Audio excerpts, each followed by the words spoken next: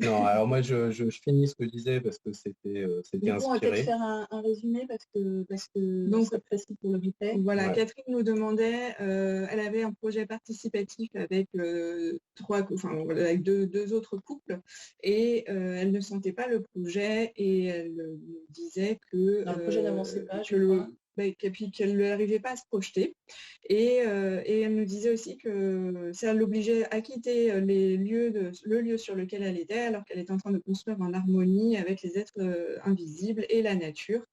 Voilà, pour Ok. synthétiser, j'espère que je ne me suis pas trompée. Et en fait, tous les trois, donc on ne sentait pas trop le projet. Et moi, comme Laureline, j'avais la première réponse, c'était tu peux collaborer avec la nature n'importe où, ça c'est pas un problème. Par contre, je rebondissais sur l'aspect projet participatif, où on me montrait, voilà, je répète ce que j'ai dit pour ceux avant que ça coupe, que dans un ashram, tout fonctionnait bien parce qu'il y avait un pilote à la tête de l'ashram. Mais que dans le collaboratif ou le participatif, en fait, ce qui fonctionne bien, ce qu'on me montre, c'est on peut donc acheter un terrain en commun, mais chacun cultive sa parcelle. Et ensuite, on peut se donner des coups de main pour récolter. Je faisais le parallèle avec nos grands-parents maternels, à Tiffany et moi, là, qui étaient paysans et qui faisaient ça au moment des récoltes. Tout le monde, euh, comment dire, les paysans se réunissaient pour récolter un champ de blé, par exemple, et ils se réunissaient tous ensemble et ils tournaient sur les champs des différents paysans. Mais par contre, si on est en groupe et qu'on se dit waouh, on va faire un potager en commun, ben en fait, il y en a qui vont se lever à 11 heures du matin parce que pour eux, c'est ça la liberté. Puis il y en a d'autres, ils seront levés à 5 heures et puis ils vont bosser 4 heures de plus dans le champ et ça va créer des dissensions. Et donc on disait, soit il faut être hyper raccord sur l'objectif commun que l'on décide, soit autrement, il faut réussir à établir une collectivité, mais où chacun ait son autonomie, en fait, des règles de vie communes, mais en même temps se laisser une liberté pour que ça puisse fonctionner. Voilà. Voilà, ce que Nicolas expliquait avec l'agriculture, ça peut se faire avec n'importe quel autre projet. Tout à fait. Mais moi, j'expliquais du coup que quand on travaillait à plusieurs, il fallait vraiment aller dans le même sens, parce que sinon, si on ne pensait pas exactement, ou qu'on ne voyait pas les choses de la même manière, eh bien, les projets s'annihilent dans l'astral, en fait, comme si deux émotions ou deux pensées qui sont dissonantes ne s'accordent pas et s'annulent l'une l'autre, et du coup, il n'y a rien qui se crée dans l'astral, donc après, il n'y a rien qui se crée physiquement. Donc ça aussi, c'était important. Et voilà.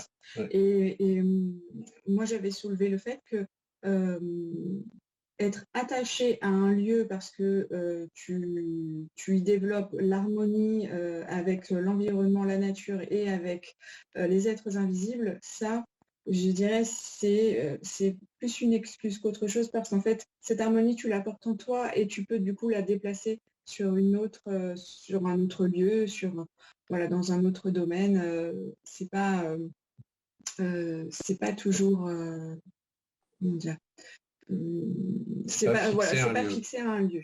Ouais. C'est toi finalement qui produit ça. Donc où que tu sois, tu déplaceras cette harmonie avec toi. C'est comme un apprentissage. Une fois que tu l'as appris, tu peux changer de région et refaire la même chose ailleurs sans problème. Bon, bien sûr, si tu as planté des choses, faut le temps que ça pousse, mais en tout cas, la communication avec la nature ne changera pas. Voilà, et puis moi, on me dit, quand il n'y a pas de chef pour donner des ordres, en fait, on ne peut pas exiger que chacun, que les autres soient comme nous. On ne peut pas exiger d'eux la même chose que nous, ce qu'on désire. Donc, on n'a jamais exactement les mêmes objectifs et jamais exactement la même façon de vivre, de travailler, d'envisager les choses. Voilà. Donc, ouais. C'est tout. Donc, c'est pas évident toujours de faire les choses avec beaucoup de monde en tout cas. Est-ce que tu peux en charger ? Non, c'est bon. C'est bon. Alors, merci beaucoup pour votre réponse. Avec plaisir, Catherine. Vous nous entendez bien parce qu'on est un peu loin du micro comme on est sur le téléphone, mais ça marche. Bon, merci. S'il y a un problème de son ou de cadrage, parce qu'on ne se voit pas du coup, parce qu'on dit vos questions, enfin, je sais pas. Alors, vous voyez bien mon oreille gauche. Sûrement. Bon, alors on prend la prochaine question. Alors, c'est Fabien Ouais, Fabien qui nous dit: «Je traverse des peurs très intenses et paralysantes liées à l'actualité internationale, à la peur de la mort et de la guerre. Cela me ralentit énormément dans la création de mon activité, car il y a parfois un côté obsédant. Je sens que ces mémoires ne sont pas à moi et beaucoup liées à l'injustice. Pouvez-vous m'éclairer sur l'origine et comment les transmuter afin qu'elles ne soient plus un frein? Je sens qu'elles ne sont pas liées à une réalité, mais à quelque chose qui s'exprime une mémoire.» Alors, déjà, première chose, cette réalité, pour l'instant, elle n'existe pas dans ta vie. D'accord? Tu es en France, il n'y a pas de guerre. Donc, déconnecte-toi de la télé, déconnecte-toi de la radio, et déjà, ça ira beaucoup mieux. Il y a un espèce de, comment dire, on est énormément influencé par tous les discours qu'on entend. Donc, c'est pas toujours évident de s'éloigner d'un membre de sa famille qui est très négatif, par exemple. Par contre, c'est facile de couper sa télé à l'heure des infos et la radio à l'heure des infos. Et il y a, en fait, ce qui n'est pas réel devient réel dans ta vie à force de l'entendre. Ça ne veut pas dire ne pas s'informer, c'est simplement choisir tes informations et à quel moment tu souhaites les avoir. Parce que lorsqu'on écoute la radio ou la télé, on a l'impression de revoir en plus tout le temps les mêmes images, les mêmes informations, le même discours. À un moment, c'est important de se retrouver soi et de se caler sur ce qui se passe vraiment et d'avoir confiance en ce qu'on ressent à l'intérieur.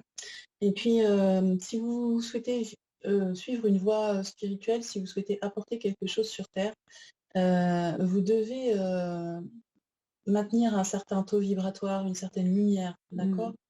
Donc, même si ces informations t'arrivent quand même, c'est un travail de transmutation qu'il faut faire. Bon, je sais que pour l'instant, ça t'aide pas, mais c'est important. Demande comment les Oui, transmuter. c'est ça. C'est quand même important de savoir ce qu'il faut faire. Ok, on ne peut pas prendre toutes les émotions négatives qui nous environnent et puis continuer à les amplifier et à continuer cette chaîne de la peur. Et il faut vous dire qu'il y a des gens qui ont intérêt à ce que cette chaîne de la peur continue. Une société est beaucoup plus manipulable si elle est dans la peur et qu'il y a des sauveurs qui arrivent, éventuellement, qu'une société qui est en pleine forme, rayonnante, resplendissante, qui a foi en soi, et qui n'a pas besoin de chefs de guerre et de leaders, d'accord? Donc, rentrez pas dans le jeu qui se joue. À chaque fois que vous passez dans la peur, vous perdez votre liberté parce que vous cessez de réfléchir. La peur, c'est une réaction profonde de survie. Et du coup, à chaque fois qu'on est là-dedans, le cerveau se tait parce que c'est plus le moment de réfléchir, c'est le moment d'agir. Et malheureusement, on se retrouve à avoir peur et à ne pas agir. Donc c'est extrêmement stressant. C'est pour ça ce qu'a dit Tiffaine, cesse d'alimenter les peurs, première chose. Et deuxième chose, prends des temps de ressourcement. Tu vois, on propose, nous, des connexions avec des présences, avec des présences angéliques notamment. Sur notre chaîne YouTube, c'est en accès libre, c'est gratuit. Ben ça peut être bien. Après, si tu as des pratiques personnelles de méditation, c'est très très bien aussi. Après, moi je dis, il n'est pas possible d'avoir deux émotions en même temps. Tu ne peux pas être dans la peur, par exemple, et dans l'amour. Donc, essaye, sans forcément t'appuyer sur tes pensées de peur, mais essaye le plus souvent possible dans la journée d'être dans l'amour. Soit en pensant à des gens que tu aimes, soit en pensant à l'amour tout simplement dans une petite méditation, en demandant effectivement à certains êtres de t'aider. Là, dans l'amour, il y a beaucoup de présences qui aident énormément, que ce soit la Vierge Marie, Jésus, Sarasvati pour l'Inde. Il y en a plein. Il y en a plein de présents, plein. Il y a des tas de saints aussi qui peuvent aussi t'aider. Mais en tout cas, ça demande quand même un engagement personnel de ta part. C'est-à-dire de décider de couper de ces forces de peur, de couper les sources de peur. Et puis, tu dis, bon, bah maintenant c'est fini, j'arrête de me bouffer la vie à cause de ça, à cause d'une réalité qui n'est même pas là dans ma vie quotidienne, et je passe dans l'amour. Ça peut être l'amour, ça peut être la joie, mais fais tout pour entretenir une émotion positive en toi. Fais tout ce que tu dois faire, que ce soit physique, faire des choses que tu aimes, voir des amis, ou que ce soit plus méditatif, ou que ce soit en faisant du sport. Chacun trouve sa manière, mais il faut que tu trouves ta manière et que tu t'y tiennes. Oui, et moi je voulais juste terminer avec la peur de mourir. On remercie d'avoir connu cette peur. car bien souvent, on laisse filer sa vie parce que on fait tout pour ne pas penser à la mort. Et quand on prend conscience de la mort, eh bien, on prend conscience de l'importance de la vie et de l'importance de ce qu'on souhaite réaliser dans la vie. Donc, c'est bien que tu en aies pris conscience tout de suite. Ok, tu as fait peur. Une fois que la peur se dissipe, maintenant, tu dis, ok, qu'est-ce que je vais faire du temps qu'il me reste? Et quand on a cette conscience-là, eh bien, c'est là qu'on peut déployer son énergie et se dire, je vais vraiment faire quelque chose qui va me porter, qui va être utile pour moi, pour les autres, enfin, donner le meilleur de moi-même. Mais c'est bien que tu poses cette question parce que enfin, beaucoup de personnes, enfin moi j'ai fait des consultations aussi à côté avec des consultations individuelles et j'ai régulièrement les gens qui m'appellent et qui me disent ça, je me sens mal en ce moment à cause de la guerre. J'ai envie de dire, mais la guerre, elle n'est pas en France, il n'y a pas de guerre pour l'instant. Donc, mais t'es pas le seul. Voilà, c'est pour te dire ça, vous êtes plein à sentir votre taux vibratoire qui baisse à cause de ces informations qui sont angoissantes. Mais c'est pas votre réalité. C'est une réalité virtuelle pour l'instant. D'accord? Peut-être que ça le deviendra, j'espère pas, mais pour l'instant, ce n'est qu'une réalité virtuelle. Ça n'est pas là dans ton temps présent, donc dans ce moment-là, tu n'es pas dans cette. Tu n'es pas dans la guerre. Ok. On espère avoir répondu à la question, Fabien. Oui, je voulais rajouter un truc. En fait, ça, j'avais déjà compris ça, etc. Mais en fait, c'est une réaction qui est beaucoup plus forte que certaines fois. En fait, l'intensité était beaucoup plus forte que des peurs que je peux avoir quotidiennement, certains trucs. Et il peut y avoir des images, par exemple, d'avions qui viennent bombarder, etc. Je sens que c'est des mémoires qui sont pas actuelles, parce que c'est pas des armes actuelles. Donc c'est surtout ça, en fait.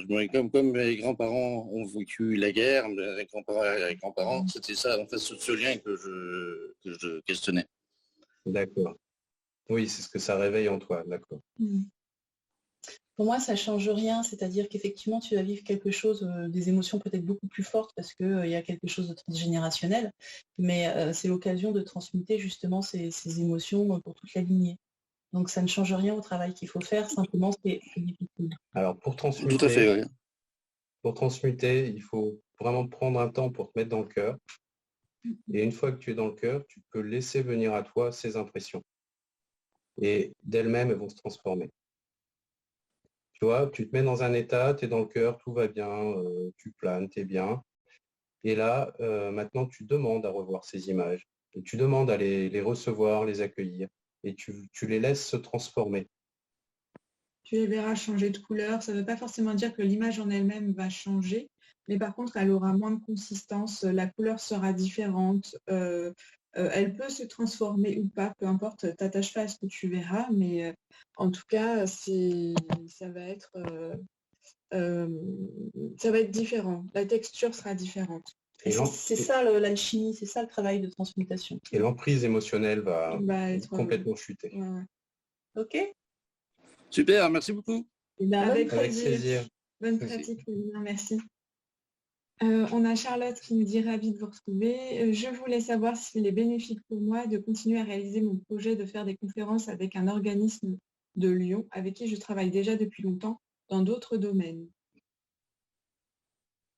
Ben, Alors là, j'ai envie de te dire que si tu te poses la question, c'est que tu sens qu'il y a quelque chose qui peut-être ne te convient pas.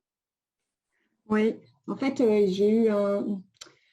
j'ai eu une déception avec eux parce qu'à un moment donné, ils ont dit ceux qui ne sont pas à jour dans ce qu'on leur demande, on continue avec eux et enfin on arrête avec eux et ceux qui sont à jour, on continue et en gros les autres, on vous laisse tomber. Et là, en fait, ils sont venus me rechercher pour me dire non, finalement, on veut toujours de toi pour continuer tes conférences. Et donc, je me dis, mais c'est bizarre, quoi. Un moment, ils disent on ne veut plus, et puis maintenant, ils viennent revoir. Tu fais partie des personnes qui ne sont pas à jour, entre guillemets. Oui, qui n'étaient pas à jour à l'époque, ouais. À qui on a dit on ne veut plus de vous, et maintenant, en fait, ils reviennent en disant si, on veut toujours de vous, et on veut que vous continuiez avec nous. Donc, tu sais, c'est un peu comme dans une relation. Quand j'imagine le conjoint qui reproche plein de choses à sa conjointe et qui lui dit bon écoute, tu reviendras quand tu auras changé. Et puis au final, il vient la rechercher.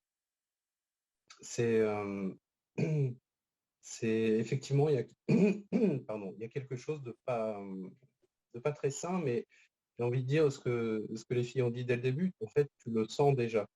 Donc là, tu nous demandes de confirmer ce que tu sens, mais c'est important de, tu sais, de faire confiance à ton premier ressenti. C'est le premier ressenti et bien souvent même, j'ai envie de dire presque tout le temps, le meilleur. Et voilà. Et moi, je ne sais pas pourquoi, mais depuis le début, j'entends ça, c'est qu'est-ce qu'il t'apporte? Ouais, c'est Ouais. ça. Donc, pose-toi cette question sérieusement. Visiblement, eux, ils savent ce que toi, tu leur apportes. Ouais. Mais toi, tu sais pas forcément ce qu'eux, ils t'apportent. Il y a un truc qui n'est pas très...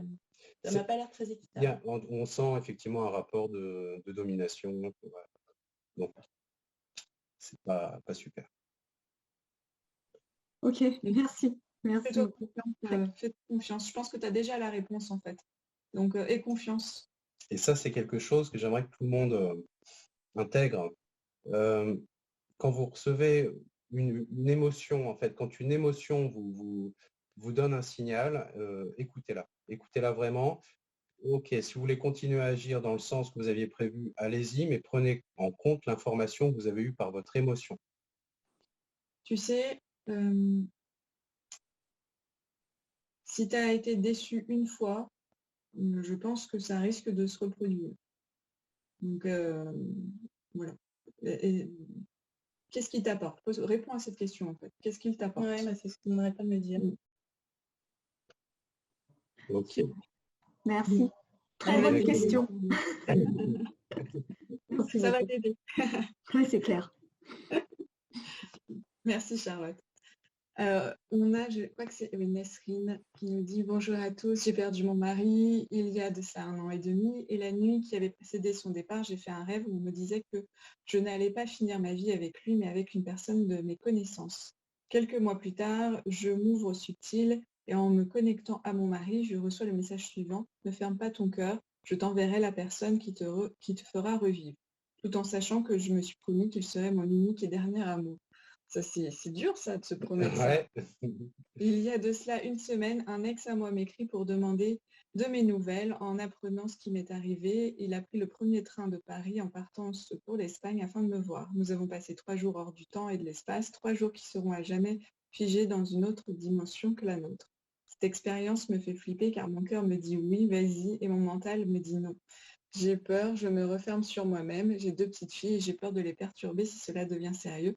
En même temps, je ne voudrais pas passer à côté de quelque chose. Ma question, est-ce bien de cette personne dont il s'agit? Je n'ose même pas le demander à mon mari et des conseils seraient les bienvenus. Merci par avance, affectueusement. Bon, vous nous posez des questions de voyants là. On va essayer de répondre spirituellement quand même à cette question. La dimension de l'amour était assez compliquée parce que l'attachement que tu avais à ton mari n'enlève en rien finalement l'amour que tu as pu lui porter. Et même si tu rencontres quelqu'un d'autre, tu auras toujours cet amour pour ton mari. C'est comme si on compartimentait un peu notre cœur, tu vois. Tu peux aimer quelqu'un, alors pas de la même manière parce que la prochaine personne que tu vas rencontrer, elle est différente, mais tu vas quand même l'aimer dans ce qu'elle est. Et ça n'enlèvera en rien le souvenir et l'amour que tu as pu porter à ton mari. Ce qui est important, c'est au final, ce que te dit ton mari, c'est continuer à vivre. Tu vois, derrière, quand il te dit continue à aimer, ouvre-toi, et que toi, tu te dis non, c'est mon unique amour, en réalité, lui, il te dit continue à vivre, et toi, par fidélité, en réalité, tu t'interdis de vivre pleinement. Nesrine voit les choses autrement. La vie, elle est faite de plusieurs chapitres. Il a été ton unique amour le temps d'un chapitre. Et il est temps d'en ouvrir un autre. Et puis, si tu crois à la vie éternelle, ça veut dire que tu ne vas plus jamais aimer. Tu devras forcément le retrouver. C'est compliqué, en fait. Quand on met ça dans du temps, tu vois, qui est une éternité, ça devient encore plus compliqué, ta promesse. Donc, en fait, ta question, c'était pas ça. Hein. Non, est-ce que c'est bon, la bonne personne? Est-ce que c'est la bonne personne? Eh bien, tu sais... Suis ton cœur. Exactement. Moi, le plus important, c'est de relancer la dynamique de vie. Et puis n'oublie pas une chose, ton mari t'a dit qu'il t'enverrait quelqu'un qui t'aidera à revivre. Est-ce que tu n'as pas revécu là ces 3 derniers jours? Les 3 jours que tu as passé avec lui, c'était pas les 3 derniers, mais voilà, pose-toi la question. Allez, j'en ai qui finissent ce que tu es en train de dire, Nicolas. Je t'ai dit quoi? Le plus important, c'est de remettre les choses en dynamique. De relancer la dynamique de la vie. Oui, alors pourquoi on me dit ça? Parce que c'est pour que ça parle à tout le monde, mais c'est quand même une réponse pour toi. C'est-à-dire qu'en fait, dans la vie, eh ben, des fois, on se trompe. Mais c'est pas grave parce qu'on s'arrête pas là et on continue à vivre et qu'en réalité, ça n'a absolument aucune importance. Ce qui compte, c'est de vivre. C'est pas de faire un bon choix et de rester figé sur son choix. Tu vois? La vie, c'est vraiment une dynamique. C'est en mouvement. Et le jour, tu sais, dans un couple, des fois, on s'aime. Et alors, malheureusement, tu n'as pas eu cette chance-là, mais des fois, on reste ensemble pendant des années. Et puis un jour, il y a un des deux qui fait du développement personnel et il commence à changer. Et là, ça va plus dans l'équilibre du couple. Et puis, tu as son conjoint qui lui dit, mais tu étais bien avant, pourquoi tu as changé, tu vois? Et en fait, il y en a un des deux qui est resté dans la dynamique de la vie et l'autre qui s'est figé sur un acquis et qui cherche à s'y agripper. En fait, il y en a un des deux qui continue à vivre et pas l'autre. Tu vois. Donc, continue dans la dynamique de la vie. Et ben, tu sais quoi, si c'est pas le bon, tu auras quand même vécu des super journées avec lui. Et si c'est pas le bon, ça va appeler le bon, parce que tu vas sortir du côté un peu austère dans lequel tu t'es mise. Relancer le cœur. Voilà, c'est ça. Et je voulais dire autre chose. Moi, c'est juste concernant tes filles, montre-leur ce que c'est que la vie, en fait. C'est ça, relancer la dynamique de la vie, c'est ce que tu as dit. Ouais. Il vaut mieux que tu leur montres ça plutôt que une vie de sacrifice. Voilà. Mais après, tu n'es pas obligé de le présenter tout de suite à tes filles non plus, tu vois. Tu peux attendre d'être un peu plus sûr. Moi, j'avais autre chose à dire, mais j'ai oublié. C'est très important. Ah si, c'était sur l'histoire du mouvement. En fait, c'est très dur pour nous, être humains, parce qu'en fait, on est toujours en train de construire des choses. Et quand on construit les choses, on voudrait qu'elles ne se détruisent jamais, comme si on était dans une ascension constante. Alors qu'en fait, la vie, c'est pas comme ça. La vie, c'est du mouvement et c'est plutôt des cycles. Et du coup, on a quelque chose, et puis on le perd, et puis on retrouve autre chose. Et puis tout est beau, en fait. Et nous, on a du mal en tant qu'être humain, parce que le changement est difficile. Mais en réalité, si vous regardez bien la vie, ça ne fonctionne pas comme on croit. Ça ne fonctionne pas comme une construction progressive. C'est notre construction intérieure peut-être, notre évolution, elle est toujours progressive en général, sauf quand ça l'est plus d'ailleurs, assez souvent les gens meurent quand ça ne devient plus une évolution progressive chez eux. Mais notre vie n'est pas ça en fait. On passe notre temps à nous dire on veut construire, on veut acheter une maison, on veut se mettre en couple, on veut faire des enfants. Oui, mais après, il y a les enfants qui s'en vont, il y a la vieillesse qui vient, on gagne peut-être moins d'argent. On va peut-être revendre la maison, pour prendre un truc plus petit. Et c'est un cycle en fait. Et c'est pas qu'il y a forcément des hauts et des bas, mais il n'y a pas cette notion de construction dans la matière comme on nous fait croire. Je ne sais pas si c'est très clair, mais c'est pour compléter ce que tu disais. C'est très bien. Et puis l'une des plus grandes expériences à vivre sur Terre, c'est l'amour. Voilà, ben écoute, on te souhaite un bon courage. Merci beaucoup. Vous m'avez remis sur les rails. Là, je vais travailler sur moi-même. Et puis voilà, effectivement, on est ici pour apprendre à aimer. Et voilà. Aimer, juste aimer. Même si c'est pas parfait, entre guillemets, c'est pas grave, c'est l'expérience. C'est l'expérience. Merci beaucoup. Allez, je vous embrasse. Merci Nesrine pour cette question. Je vous souhaite beaucoup de bonheur. Beaucoup de bonheur. Oui. Merci beaucoup. Merci. Au revoir. Au revoir.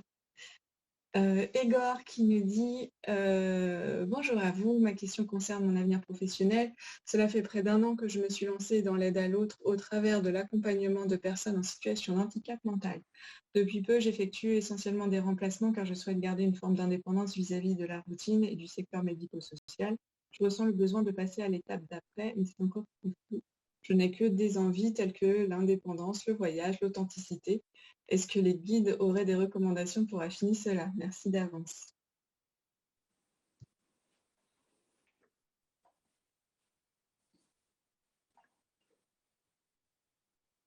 On me dit que ta vie doit rester une aventure. Mais ça veut dire que ce que tu vis là, ça fait partie de l'aventure. Mon travail actuel fait partie de l'aventure. Et si à un moment, c'est plus drôle, tu changeras. Cette aide, mais... Alors, moi, on me dit, prépare ton... En fait, j'ai envie de dire, prépare ton nouveau métier. Puisqu'effectivement, ce que tu fais, ça te tient à cœur.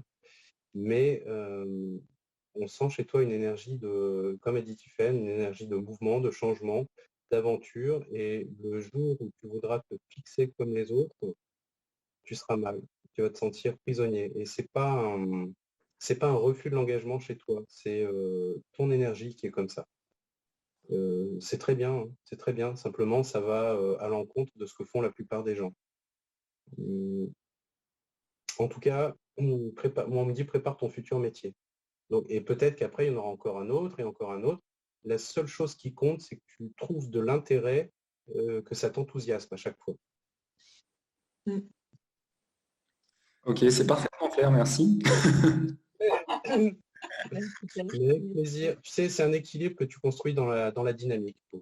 Il faut que tu sois en mouvement tout le temps et le jour où tu arrêtes de faire ça, tu tombes en dépression, quoi. Très bien. Bon, bah, merci. En même temps, ça correspond à ton énergie qui a besoin de beaucoup apprendre. Ouais, de nourrir ta curiosité. Tu as tout le temps envie d'apprendre et des multiples expériences t'entraînent dans un apprentissage beaucoup plus rapide que la plupart des gens qui sont dans un métier du style CDI. Après, pose-toi la question de ce que tu peux faire de tes acquis, même si tu passes à autre chose. Tu sais, maintenant, il y a une grande mode, j'ai envie de dire pas une mode, mais un mouvement de beaucoup de gens, tu sais, des blogueurs qui voyagent et qui partagent justement leurs connaissances. Est-ce qu'il y aura un moyen pour toi de continuer à partager ce que tu as fait et en même temps que tu passes à autre chose? Tu vois, trouve ton équilibre comme ça. Ok, d'accord. Eh ben, je vais y réfléchir. Merci. Merci, Igor. On a eu d'autres questions. Une question de Samantha. Alors, bonjour à tous les trois. Merci pour vos émissions et de nous guider par l'intermédiaire de nos guides. Depuis mon adolescence, je ressens que je suis liée en amour à un homme et il est toujours dans mes pensées et je pense que nous sommes connectés, mais peut-être pas sur les mêmes plans. Vais-je le rencontrer ou le retrouver dans cette vie? Merci beaucoup pour votre réponse. Bien à vous, Samantha. Donc, c'est un homme que tu n'as jamais rencontré. Enfin, dans cette vie-ci. Pas encore, en tout cas. Ouais.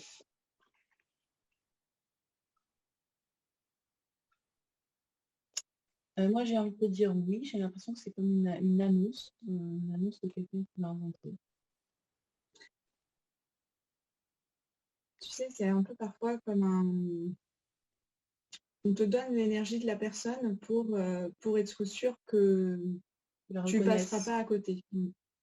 La reconnaisse. Et que du coup, même si tu rencontres d'autres personnes, tu ne t'y attaches pas forcément plus que ça pour justement permettre la rencontre avec cette personne-là. Parce que ça va être une très belle rencontre. Ouais. Et il y a juste une chose à prendre en compte, c'est que parfois, pour que la rencontre se fasse, il faut être prêt. Ouais. Et pour être prêt, il faut parfois avoir vécu d'autres expériences avant. Donc, je dis ça parce que...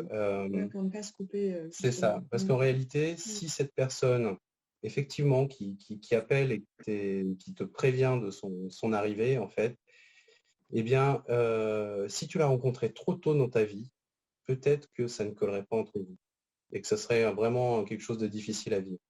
Et parfois, il faut avoir vécu d'autres choses avant, d'autres expériences avec d'autres personnes, parce que ça nous transforme et on devient plus tolérant, on devient, tu vois, des choses comme ça. Et après, à ce moment-là, tu es prête et tu rencontres la bonne personne. Oui, donc ce que tu veux lui dire, c'est de ne pas couper les autres expériences possibles qui pourraient arriver. Oui. Ne te réserve pas en quelque part pour cet homme, mais garde-le dans un coin de ta tête parce que du coup, tu as eu la chance de sentir un peu son énergie et du coup, quand tu vas le rencontrer, tu diras, tiens, ça ressemble beaucoup à l'énergie que j'ai ressentie. Et puis, tu sais, c'est tout bête, hein, mais parfois, on se ferme aux autres en se disant que comme ça, on se préserve pour cette énergie, cette personne qu'on a ressentie. Mais en fait, en te fermant aux autres, tu te fermes aussi finalement à cette rencontre. Donc, comme dit Nico, ouvre-toi, ça se trouve, ce sera le bon tout de suite, mais mais au moins le fait d'avoir cette ouverture à l'autre, ça permettra de faire venir plus vite peut-être cette personne. Oui, c'est un peu comme si, tu vois, on ne pourrait pas fermer son cœur de manière sélective. On a souvent envie de ça, on a envie de dire, par exemple, je me ferme à la souffrance, donc je ferme mon cœur. Enfin, on ne se rend pas compte que quand on se ferme à la souffrance, on ferme sa sensibilité et qu'on se ferme aussi à l'amour. Là, c'est un petit peu pareil. C'est si je ferme mon cœur à la plupart des hommes parce que c'est pas lui, eh bien, il y a des chances que ton cœur soit fermé aussi quand tu le rencontreras. C'est ça que tu voulais dire, hein? Ouais. Dis autrement. Voilà Samantha, on te souhaite tout le bonheur du monde aussi, que tu rencontres cette belle personne et profite de la vie en attendant. Alors, la prochaine.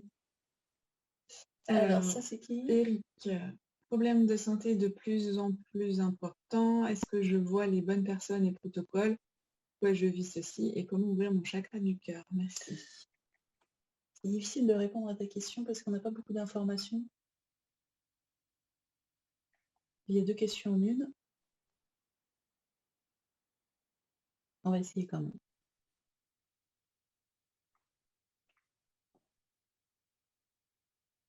Alors, le problème, Eric, c'est ton taux vibratoire déjà. Donc, comment ça... ton problème, il faut savoir quand même, et je ne le dis pas que pour toi, je dis d'une manière générale, que quand on va avoir une vibration basse pendant longtemps, c'est-à-dire dépression, je râle tous les jours, je suis en colère tout le temps, enfin ce genre d'émotion, je suis triste tout le temps, quand on la maintient dans la durée sur des années, eh bien, il y a un moment, ça s'inscrit dans le corps et ça entraîne des problèmes de santé. Et pour toi, c'est ça qui se passe. Donc, j'ai envie de te dire, occupe-toi de tes émotions. Ça n'empêche pas de s'occuper de sa santé parce que quand les problèmes sont inscrits dans le corps, il faut aussi s'en occuper. Mais occupe-toi surtout de tes émotions parce que là, même si tu rencontres le bon thérapeute qui te fait le bon protocole et tout, si tu continues à être dans la même dynamique émotionnelle, eh bien, ça va être récidive assurée. Donc, c'est le principal conseil que j'ai envie de te donner là. Je sais que c'est pas simple, parce que si tu y es depuis des années, ça doit pas être simple, mais toute ton énergie doit passer là-dessus. Oui, il faut arriver au moment où tu vas être convaincu de trouver la solution pour te guérir. Tu vois, quand tu montes ton taux vibratoire, il y a un moment, si tu as décidé de guérir, en fait, c'est pas que tu as décidé, c'est que tu sais que tu vas guérir. Et quand tu sais que tu vas guérir, alors ça peut se faire tout seul, mais là, les bonnes rencontres se font aussi. En fait, comment te dire, de par ton émotion, tu commences à créer dans l'astral ton intention. Et ton intention va se matérialiser, soit directement dans ton corps, tu guéris, soit en t'amenant vraiment les bons outils, les bons livres, les bons thérapeutes. Donc, il faut prendre en compte ce qu'a dit Tiffaine. Et pour ouvrir ton cœur, eh bien, il suffit de penser à quelqu'un que tu aimes. Et parfois, si on a du mal à trouver quelqu'un qu'on aime, parce que si tu n'arrives pas à l'ouvrir, peut-être que tu n'as pas reçu beaucoup d'amour, il y a certainement un animal que tu as aimé. Parce que les animaux, en fait, ont un amour inconditionnel. Donc, tu vois, c'est un exemple. En tout cas, il faut trouver ce germe, ce souvenir, ou si c'est dans le passé, peut-être que c'est actuel, hein, peut-être que c'est un animal que tu aimes, par exemple. Mais il faut trouver ça et il faut s'en nourrir. Il faut s'en nourrir, il faut y penser et sentir le cœur qui commence à rayonner. Et plus tu vas le faire, c'est un entraînement, c'est comme du sport. Plus tu vas le faire et plus ton cœur va devenir sensible et va s'ouvrir. Et en fait, ce que Nicolas est en train de dire là aussi, c'est que c'est pas une histoire d'ouverture du cœur et mince, alors mon cœur il n'est pas ouvert, alors je suis malheureux dans la vie. C'est qu'est-ce que toi tu es capable de générer comme amour. C'est en générant cet amour que ton cœur va se réchauffer. Tu vois, aucun thérapeute ne pourra le faire pour toi. Et voilà, personne ne pourra le faire pour toi. Et il faut que tu décides de le faire et que tu le fasses tous les jours. Et comme dit Nicolas, même si c'est petites choses, même si c'est... mais le plus régulièrement possible, le plus souvent possible dans ta journée, et une pensée d'amour. Alors, il y a quelque chose qui marche bien quand l'amour, c'est compliqué. Une pensée de gratitude, par exemple. C'est quelque chose qui marche relativement bien. Par exemple, tu remercies pour « Ah, il fait beau, je remercie. Ah, c'est génial. Oh là là, je suis passée devant une pâtisserie, ça sentait bon. J'ai quelqu'un qui m'a souri. » Tu vois, ces petites gratitudes, c'est une façon aussi d'ouvrir le cœur. Donc, ce qui est important, c'est que là, en fait, depuis de tout à l'heure, ce qu'on est en train de te dire, c'est prends-toi en main, en fait. Je sais que c'est pas toujours simple. Je sais que la vie, elle est compliquée, elle est parfois très souffrante. Mais malheureusement, il n'y aura pas de sauveurs qui vont t'aider. Donc, tu n'as pas d'autre choix, soit de mourir, soit de vivre misérablement, soit de te prendre en main. Et là, c'est une discipline. C'est une discipline parce que ça demande tous les jours d'abord de sortir de ce cercle vicieux dans lequel tu es, parce que la vibration est basse. Donc c'est pas évident de remonter, mais c'est fini. Je ne vis plus là-dedans. Je ne vis plus dans cette tristesse. Je vis plus dans. Je ne sais pas quelle émotion tu vis, mais je ne vis plus dedans. Et je décide de ne plus la ressentir et de passer à une émotion positive. Surtout si ça fait des années que tu es dedans, tu as déjà dû l'analyser, tu as déjà dû. Donc c'est pas comme si tu étais en train de la nier en passant à une émotion positive. Sauf simplement, elle s'est installée trop longtemps. Il y a un moment, il faut arrêter justement de nourrir le mental et de passer dans le corps. Et le meilleur moyen de passer dans le corps, c'est d'être à l'écoute de ces petites choses qui te font vibrer en fait. Ça peut être effectivement le soleil le matin, ça peut être une bonne odeur, ça peut être un sourire, peu importe, mais accroche-toi à ces petites choses qui peuvent faire vibrer ton cœur et essaye de reproduire ça le plus souvent possible dans la journée. Tu peux même te dire, par exemple, je vais trouver mon cadeau tous les jours. Tous les jours, tu cherches, il est où ton cadeau? Et tu le trouves. C'est-à-dire que, et le cadeau, voilà, ça peut être des petites choses, comme des fois, c'est des plus grandes choses. Mais du coup, en cherchant, tu vas te mettre à te focaliser sur le positif. Alors, ce qu'on te demande de faire, c'est très dur pour toi, puisque tu es enfermé dans un cercle vicieux et nous, on te demande de passer à un cercle vertueux et ça demande beaucoup d'énergie, beaucoup d'efforts au démarrage. Mais la question, elle est simple. Qu'est-ce qui peut t'arriver de pire? Tu souffres? Peut-être tu vas mourir. Bah, qu'est-ce que ça changerait pour toi? À la rigueur, bah, tu pourrais mourir heureux. Ça serait quand même beaucoup mieux que de mourir triste et malheureux. Donc, je veux dire, dans le pire du pire, ça ne change rien, ton état de santé. Simplement, toi, tu vas devenir heureux. Moi, je vais en rajouter une couche et je vais dire, quelque part, plus ton degré de souffrance est important, plus ton âme essaye de te dire, réagis. D'accord? Donc, c'est effectivement, c'est dur à faire. D'accord? Et tout le monde ne le fera pas dans sa vie. Mais ta souffrance est telle qu'à un moment, tu vas être obligé de le faire. Ou d'abandonner. Je te dis, tu n'as pas tellement de choix, tu en as trois. Le suicide, vivre dans la souffrance dans laquelle tu es aujourd'hui, ou décider d'être heureux. Voilà, tu n'as pas trop d'autres choix. Et ça, il n'y a que toi qui peux le décider. Sachant que le suicide n'est pas toujours une bonne option parce qu'on peut continuer parfois de souffrir de l'autre côté. Ou revenir, vivre la même chose parce qu'on ne l'a pas dépassé. Non, parfois pas. Hein. Parfois pas. Tous les suicidés ne sont pas malheureux. Il y en a plein qui sont très heureux, mais bon, Oui. j'encourage pas au suicide. Non, nous, on t'encourage à suivre la troisième option, l'option difficile. D'être heureux. Voilà, décide d'être heureux, mets tout en place, fixe-toi ça comme objectif, unique objectif.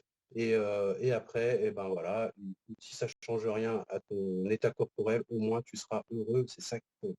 Mais il y a des chances que ça change pas mal de choses. Ça changera énormément de choses. Rien qu'au niveau hormonal, ton corps va se transformer et ça va changer énormément. Et voilà, et ça ne t'empêchera pas de faire des recherches de thérapeute à côté, mais effectivement, déjà, si tu poses l'intention de vivre une belle vie, tu as des chances de plus facilement tomber sur les bons thérapeutes. Oui, et par contre, je reviens vraiment sur cette notion de thérapie et de thérapeute. Ne les voyez pas comme des sauveurs, en fait. Ce ne sont pas des magiciens. Si vous ne vous prenez pas en main un minimum, ils ne pourront absolument rien pour vous. Eux, ce sont que des accompagnants. Et l'accompagnant, il est là pour vous donner les outils pour vous permettre d'aller bien et de vous en sortir. Mais vous êtes les seuls maîtres à bord, en fait. C'est vous qui êtes les maîtres de votre véhicule. Hein. Nous, je m'inclus dans les thérapeutes, nous, on est juste là pour vous encourager, vous accompagner au mieux, mais on n'est pas là pour vous prendre en charge et vous dire je vais le faire à ta place et tu verras, je vais te guérir. C'est-à-dire que même si on veut le faire, ça ne marche pas. Non, c'est pas comme ça que ça marche.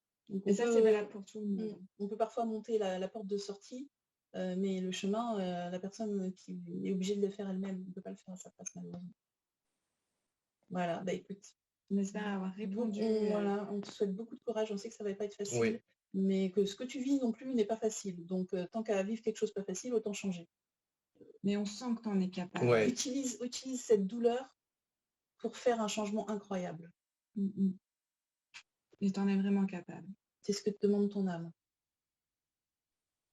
Et s'il y a des gens d'ailleurs dans le chat qui ont vécu ce que Eric vit et qui s'en sont sortis, mettez-lui des petits mots d'encouragement, dites-lui votre truc, ce qui vous a aidé, voilà. N'hésitez pas, et regarde Eric s'il y a des choses pour toi dans le chat. Je te souhaite de bien pratiquer. Oui, et que ça se transforme. Alors ensuite, la personne suivante, c'est Christine. Grosse fatigue en ce moment. Il se passe quoi dans l'invisible? C'est plus agité, je trouve, ou c'est juste moi qui suis fatiguée? Ben, on en a parlé tout à l'heure avec Fabien, tu sais, quand on a dit qu'il posait des questions sur la guerre. Et on a dit, il y a beaucoup de gens, en fait, notamment les gens qui sont très percevants, qui sont très influencés par ces notions de guerre, parce qu'ils ressentent toute l'énergie ambiante, tu vois. Et quand il y a 10 milliards de gens qui s'inquiètent, des millions en tout cas, ça fait une énergie astrale très difficile. Donc oui, c'est un peu plus agité, effectivement. Et il y a eu, alors ça c'est pas spécialement dans l'invisible, mais il y a eu il y a quelques semaines des éruptions solaires qui ont provoqué du coup plus de magnétisme au niveau de la planète, et ce qui a pu engendrer aussi beaucoup de fatigue, des nuits assez agitées, assez compliquées. Donc voilà, il y a ça aussi qui est en train de se passer et qui peut influencer la fatigue que tu vis. C'est Christine, c'est ça? Oui, Christine. Mais oui, sinon c'est un peu plus agité, effectivement. Oui, moi je vois que moi tu ressens beaucoup les choses et du coup tu sens toute l'énergie qui est dans l'astral, et l'astral en ce moment n'est pas beau. Donc même conseil qu'à Fabien. Et qu'à Eric, dans le sens où ton taux vibratoire, il va falloir que tu voilà, le truc quand on est percevant, c'est un peu une hypersensibilité aussi, hein. C'est une façon de sentir de manière très fine ce qui se passe autour de nous. Et malheureusement, quand ce qui se passe autour de nous est très négatif, eh bien, c'est difficile à vivre. Et dans ce cas-là, on n'a pas d'autre choix, soit de s'évader de cet endroit négatif, mais là, tu peux pas, puisque c'est dans l'astral et c'est tout autour de toi, soit de se mettre dans le cœur, et au mieux, enfin au pire, ça nous protège, au mieux, ça transmute l'astral, donc, tu vois. Donc l'exercice que Nicolas a donné tout à l'heure à Fabien est totalement approprié, qui disait de laisser venir les images négatives qu'il avait captées. Donc là, ça peut être le truc négatif que tu as capté, mais tout en étant dans le cœur. Donc ces deux énergies se rencontrant, il y en a une qui est obligée de transmuter l'autre. Donc si toi tu ne perds pas ton cœur, eh bien ta flamme ou ton émotion positive à ce moment-là, c'est forcément l'émotion négative qui va se transmuter, enfin l'émotion de l'astral négatif, les formes pensées négatives qui sont dans l'astral. Voilà, donc t'as pas le choix. Action. Pareil. Un beau travail de transmutation qui t'attend. Ouais. Ça donne une certaine responsabilité de percevoir tout ça. Mais c'est bien, il faut des personnes comme ça en ce moment. Voilà, tu vas peut-être pas transmuter tout l'astral de la planète, mais au moins, voilà, ce qui touche ta famille, ce qui est dans ton coin, quoi, qui t'arrive jusqu'à toi. Ok, on a une autre question? Ouais. On a Marlène qui nous dit: bonsoir, il m'arrive régulièrement de ressentir des frissons dans le haut du dos ou de sentir une oreille chauffée, comme si les bruits étaient plus profonds, plus étouffés. Je ne sais jamais définir si quelqu'un cherche à entrer en contact avec moi, ou si c'est juste des réactions corporelles normales. Lorsque je me pose et demande, je ne vois rien, n'entends rien, et il y a aussi les oiseaux qui régulièrement viennent à moi de façon très étrange, tapent à la fenêtre, rentrent dans la pièce où je me trouve, etc. Des visions d'animaux aussi en méditation, bref, pas mal de choses qui se manifestent, mais je ne cerne jamais le message s'il y en a un. Merci. C'est qui? Marilyn. Marlène. Ah, Marlène, excuse-moi. Tu fais bien de repréciser.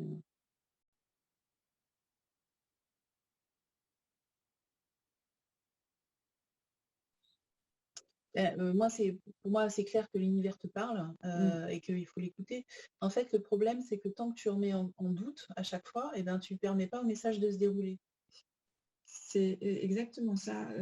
Tu vois, dans ton message, tu nous fais part que tu as des frissons, que tu as l'oreille qui chauffe, que tu perçois des sons étouffés, etc. Et ton mental te dit, ce sont sûrement des réactions corporelles normales, même s'il y a une partie de toi qui se pose des questions.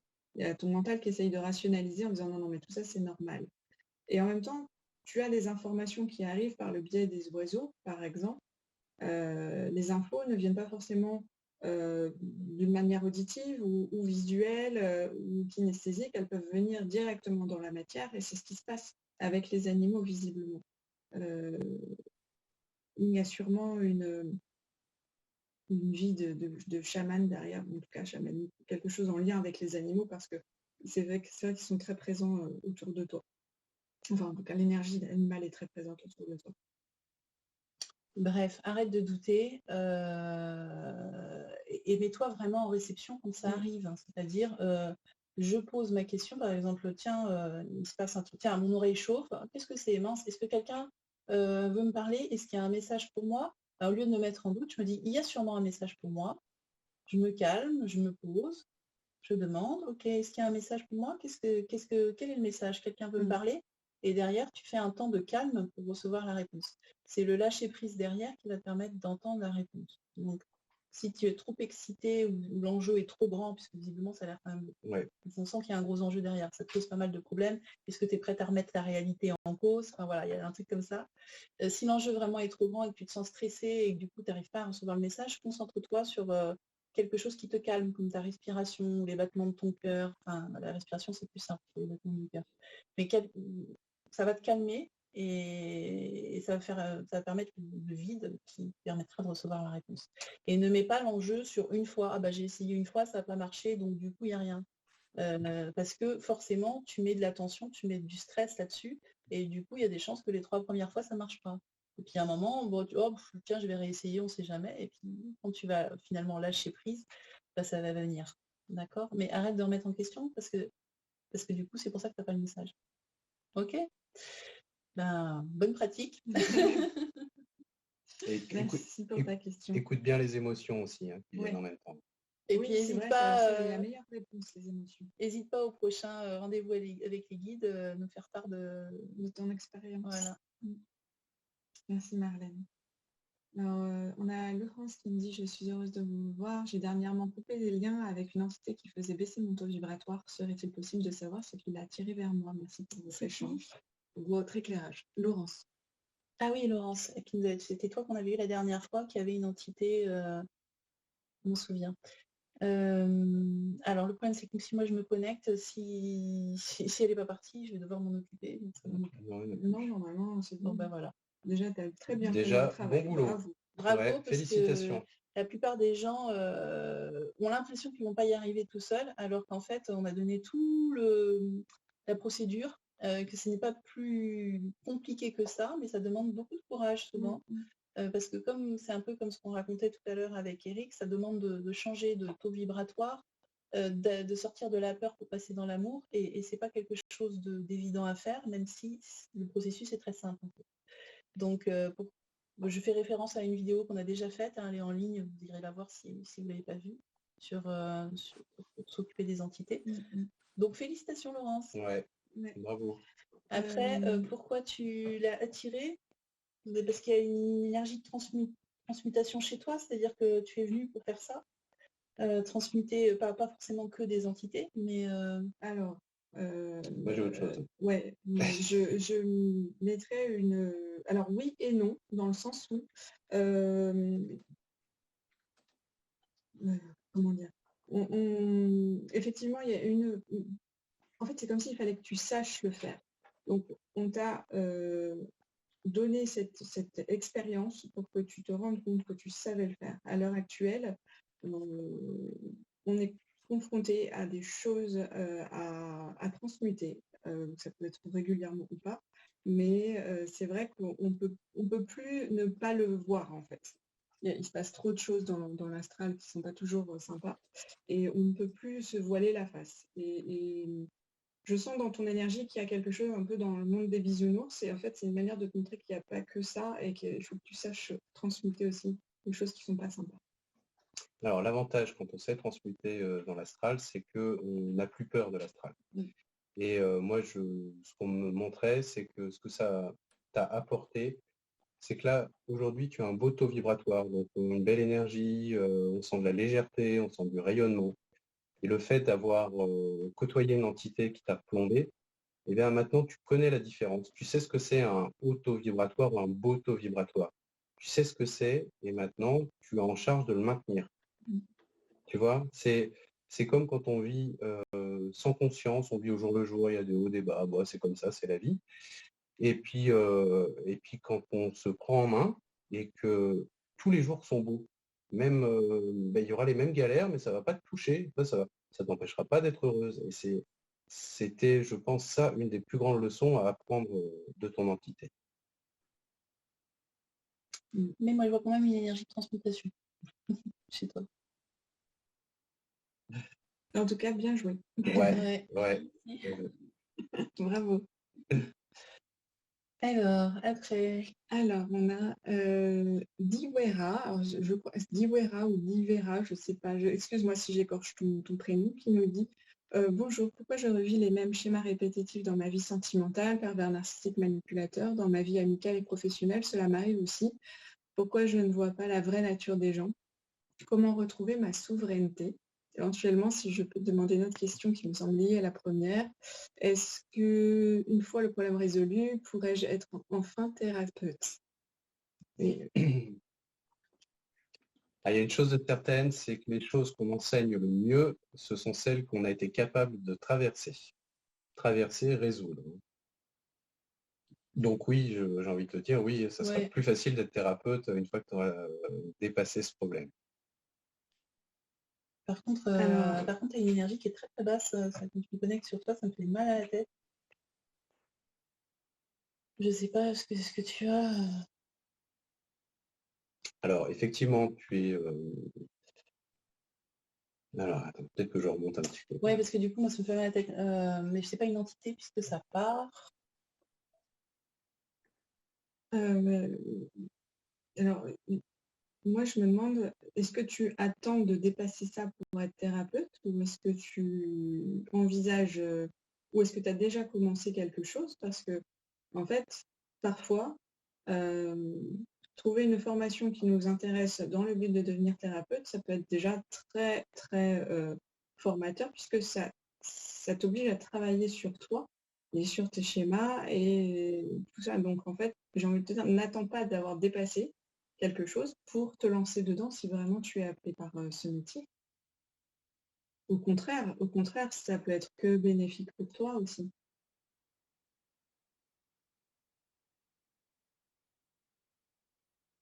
C'est vrai, hein, les formations de thérapeute t'obligent à passer toi-même par le processus. Hein, après, il y a un petit blanc parce qu'on essaie de monter un peu plus haut pour... J'aimerais savoir pourquoi tu as une énergie aussi basse en fait. C'est horrible ce que je vais dire, j'aime pas dire ça, mais ça ressemble un peu à une énergie de victime. Moi, le mot que j'ai depuis le début, c'est soumission. Ouais. Mais justement, on essaye de monter un petit peu plus haut pour voir ce qui se joue au-dessus de ça. Du coup, quand tu dis voilà pourquoi je vis les mêmes schémas répétitifs, j'ai envie de te dire parce que tu es dans la même énergie. C'est-à-dire que tant que tu vas te considérer comme victime, tu vas t'attirer des gens qui vont chercher à prendre le dessus sur toi, à être manipulateur, pervers ou même dominant dans le milieu professionnel ou amical. La première phrase qui m'est venue quand on a lu ta question, c'était mais affirme-toi. Donc effectivement, bon, tu nous parles de souveraineté, déjà ne serait-ce que retrouver ton pouvoir tout court, ne pas le déléguer, ne pas le laisser à quelqu'un, ça déjà ce serait une très bonne chose. Alors attends. En tout cas, pourquoi on te dit ça? C'est parce que on est un peu comme des pièces de puzzle et on a une pièce et il faut trouver la pièce qui s'adapte avec. Et du coup, tant que tu restes effectivement dans cette énergie, tu vas attirer toujours les mêmes personnages qui vont pile poil s'emboîter dans ton énergie à toi. Donc, comme il y a une énergie de soumission chez toi, effectivement, tu vas attirer que des dominants, des pervers narcissiques. Écoute, en tout cas, ta question est effectivement, la deuxième question est très liée à la première. Donc, il y a des chances que si tu passes par tout ça, par des choses émotionnellement très compliquées, parce que si ton taux vibratoire est très bas, c'est pas parce que tu es une méchante fille, c'est parce que tu traverses des trucs difficiles et dont tu as du mal à te relever. Et quand tu t'en sortiras, tu feras sûrement une très bonne thérapeute parce que tu seras passé par là et tu auras réussi. Et il y a une vraie énergie de thérapeute chez toi. En attendant, j'ai envie de te dire, soit tu fais une formation qui t'appelle de thérapeute et tu vas être obligé de travailler sur toi et ça sera bien. Soit tu vas voir un thérapeute et tu commences par travailler sur toi. Mais là, il faut que tu te sortes de ce truc-là Et c'est pas avec juste le conseil qu'on te donne là que tu vas y arriver. Non. Tu vois, la question c'est, est-ce qu'une fois le problème résolu, je pourrais être enfin thérapeute? J'ai envie de te dire, n'attends pas que le problème soit résolu.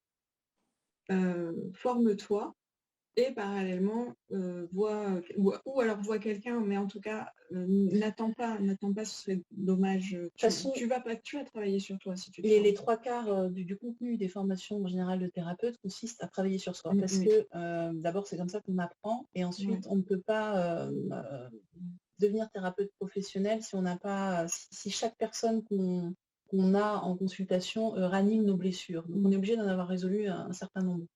Et du coup, effectivement, ça ne t'empêche pas de commencer une formation si c'est vraiment ce que tu veux faire. Ouais, complètement. D'accord.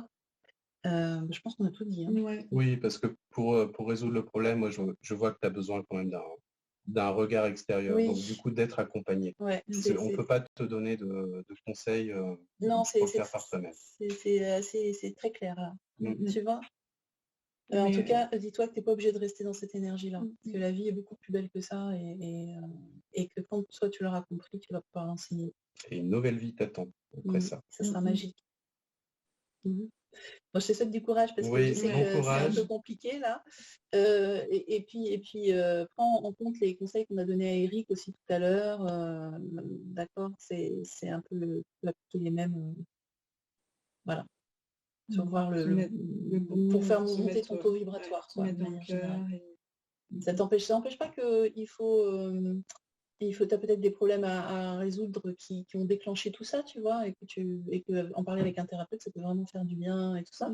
Mais l'un n'empêche pas l'autre. On peut travailler sur sa problématique et puis en même temps se faire accompagner, se faire aider. Voilà, et en même temps, monter son taux vibratoire au quotidien, essayer de voir les belles choses de la vie et s'y accrocher. C'est vraiment l'histoire du verre à moitié plein ou à moitié vide. Quoi.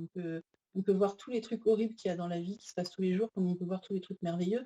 Et selon où on va focuser notre attention, eh ben, la qualité de notre vie va changer, en bien ou en mal. Donc, fais les deux, quoi. Et c'est vrai que dès qu'on commence à changer, ne serait-ce qu'un petit peu de fréquence vibratoire, on attire à soi des personnes qui sont en accord avec cette fréquence vibratoire. Donc c'est vraiment une notion très importante. Ça permet de changer aussi le type de relation, de rencontre que tu peux avoir. Voilà, une fois que tu seras sorti de ton statut de victime, tu n'auras plus d'agresseur. Et ça, tu peux le faire puisque ça ne dépend que de toi. Allez, question suivante. Merci beaucoup. Diwara, j'espère que je ne me trompe pas dans ton prénom, pour ta question. Alors, on a Marilyn qui nous dit « J'ai reçu l'élan de créer une chaîne YouTube fin 2020, l'essentiel est en nous, sur laquelle je partage ma vérité. J'ai comme but de renouer maintenant avec le présentiel. Je dis souvent que je n'ai pas de perception. Cependant, c'est comme si tout ce que je partage et ce que j'arrive à apporter aux personnes qui me questionnent est déjà en moi. On me témoigne que je dis toujours ce qui est juste au bon moment. Pensez-vous que je puisse développer davantage mes perceptions et si oui, de quoi ai-je besoin pour me libérer ou de guérir pour y parvenir? Je suis peut-être gourmande avec toutes ces questions, mais je sais que vous saurez traduire ma pensée. Je me permets de vous embrasser et de vous féliciter pour ce que vous apportez aux autres. Merci d'être. Merci Marilyn. Alors, tu as une très belle perception qui s'appelle la cognition. C'est-à-dire que tu sais ce que tu dois te dire. Ça fait partie des perceptions extrasensorielles. En fait, ça arrive chez les gens qui ont un lien particulier avec le plan mental. Donc, c'est-à-dire que tu ne vas pas forcément recevoir d'énergie en même temps, ni d'émotion, simplement, tu es sur le plan mental, tu vas recevoir l'information. Et comme le plan mental, c'est un plan intermédiaire, tu as l'astral en dessous, l'éthérique, et puis les plans spirituels, supramental, spirituel au-dessus, eh bien, tu es capable d'aller capter les infos partout, mais effectivement, tu n'as pas l'énergie, tu n'as pas les émotions, on ne te parle pas, c'est dans ta tête, tu n'as pas d'image, voilà, tu sais, c'est tout, et tu dis ce que tu sais, comme si tu l'avais toujours su. Eh bien, félicitations. Donc, c'est une perception, et oui, tu peux en développer d'autres. Ça, c'est sûr. Et pour rebondir pour tout le monde, il y a beaucoup de gens qui ont ça et qui l'ignorent et qui vont se dire bah non, enfin c'est du bon sens, ça tombe sous le sens. Moi je donne le conseil, je sais pas, de l'analyser, ça paraît normal. Et il y a beaucoup de gens qui passent à côté de leur perception en essayant, niant, en fait, voilà, d'une en certaine rationalisant. manière. Et ce qui est dommage, c'est qu'effectivement, quand on fait ça, on a tendance à ne pas le développer plus. Alors que quand on prend conscience que c'est une perception, naturellement, on va y prêter attention et ça va avoir tendance à se développer. Et quelque part, plus on l'utilise et plus ça se développe. Après, tu peux avoir effectivement des blocages sur peut-être d'autres perceptions ou tout simplement un manque de confiance ou je ne sais quoi. Après, ça, c'est des choses, nous, qu'on traite en stage parce qu'il faut quand même un accompagnement sur ça pour que derrière, si d'un coup, tu as une grosse ouverture et qu'il se passe plein de choses, tu puisses en parler à quelqu'un et que tu puisses gérer. Et puis surtout, en stage, on fait beaucoup d'expérimentation qui permet de développer et pas simplement d'ouvrir sans rien en faire. Voilà, mais j'espère qu'on a répondu à ta question. Oh, très bien, je vous remercie beaucoup, beaucoup. Vous êtes un rayon de soleil. Je vous embrasse. Merci beaucoup. Toi aussi dans ta boîte, on nous réchauffe les câbles. Et puis on sent que c'est quoi, en tout cas moi je sens que c'est bon qu'on continue à transmettre comme ça. Oui, C'est très bien. super. Ouais. Sans pousser, de toute façon, c'est tout, ça vient. Tout se met en place. C'est parfait, c'est exactement ça. Merci beaucoup, merci beaucoup. Avec grand Merci plaisir. pour ta question. Au revoir. Au revoir. On en prend une dernière? Oui. Il est 20h12. Ouais, une dernière. Ouais, qu'on a eu un peu des coupures. Ouais, allez. On a Steph qui nous dit bonjour, est-ce que les guides peuvent m'aider sur d'où vient l'angoisse qui monte lorsque je parle d'écriture, en sachant que celle-ci est revenue plusieurs fois en voyage chamanique, comme quoi je devais aller vers là. Merci pour votre aide. Oui, donc ça veut dire que tu Donc, te sens poussé là-dedans, mais ouais. ça t'angoisse. Ouais. Alors, pourquoi est-ce que quelque chose vers laquelle on est censé aller nous angoisse? Parce que ça peut révolutionner notre vie. Et ça peut mettre sous le feu des projecteurs. On est beaucoup comme ça, on est nombreux à avoir peur du grand, du très grand. Alors, ce qui est important pour toi, c'est que tu saches si tu vas écrire pour toi ou si tu vas écrire pour les autres. Si tu écris pour toi, tu n'écriras pas. Si c'est juste pour être satisfait, ou on t'a dit qu'il fallait le faire, donc tu vas le faire, tu le feras pas. Voilà. Ça va changer trop de choses pour rien. Par contre, si tu as un message à porter, alors à ce moment-là, ça n'est plus pour toi que tu vas le faire. C'est un cadeau que tu vas faire aux autres. Surtout que c'est ton cas, hein, tu as beaucoup de choses à transmettre. Ouais. Et donc, change ton angle de vision et dis-toi que tu te mets au service. Si tu as quelque chose à apporter, tu te mets au service des autres. Tu leur transmets ton message. C'est tout. Tu es un messager. Ne te vois pas comme un auteur, comme un artiste, parce que ça va faire monter l'angoisse aussi. Oui, ça fait monter la pression. Voilà, moi on me montre que c'est simplement une question de point de